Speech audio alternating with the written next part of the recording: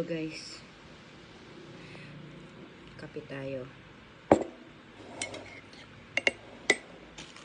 Ganito kumain pag na-stress ako. Na-stress ako sa kaibigan ko dahil niloko ako.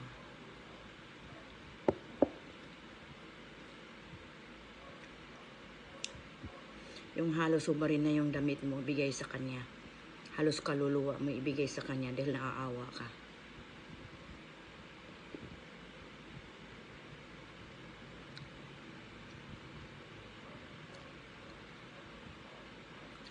Yung mukha niya parang nagmamakaawa.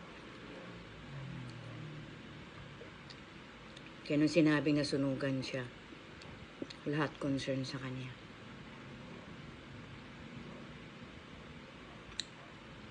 Ang daming nagbibigay sa kanya ang pera. Isa na ako ron dahil nagmamalasakit ako.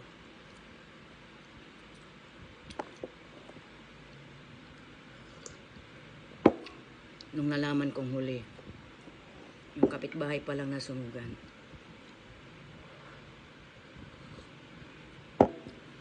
Ginamit yung bahay na hindi kanya.